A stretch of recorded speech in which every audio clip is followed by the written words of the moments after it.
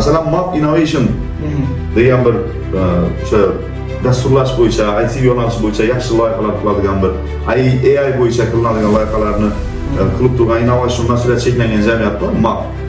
Mana shu logotipni bir yerda ko'rgandingiz, ko'zingiz tushgandi. Shular bilan ham mana hamkorlik qildik kechagina.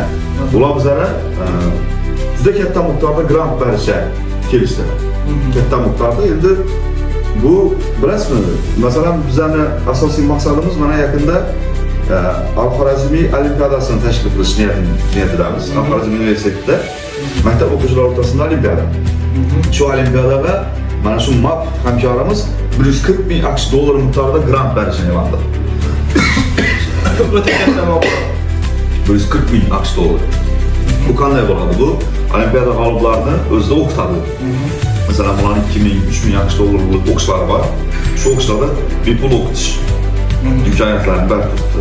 Shunday loyihalarimiz bor. Undan tashqari yana mana bize yana hamkorlarimizdan masalan Xorazm viloyat pedagogik mahorat markazi bilan ham memorandum imzolaganmiz. Malaka oshirish deydi. Xivalda. O'qituvchilar har oyda minglab o'qituvchilar bor malaka oshiradi.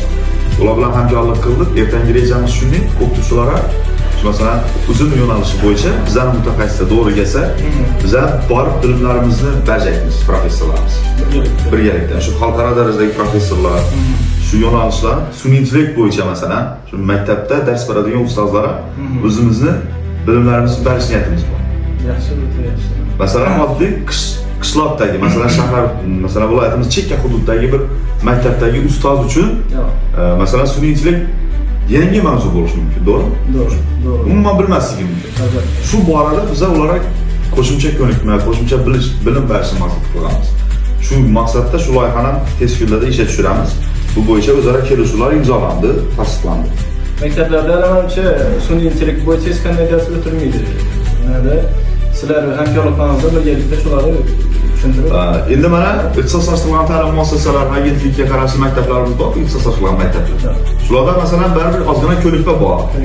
Jarayonlar masalan rivojlangan. Hozirgina mana informatika fani shu doirasida baribir ishlatiladi. Lekin yuqorida aytganimizdek eng chekka hududlarda baribir o'qituvchilar bilishi kerak bo'lgan, o'quvchilar o'rgatishi kerak bo'lgan mavzular ko'p-ku.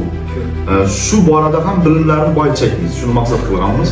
Bu birinchi navbatda o'zimiz universitetimiz uchun foydali.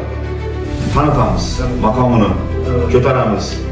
Jamiyatga shu sezdirajak shunday universitet, mana shu Xorazm universitetida prezident tashabbusi bilan ochildi.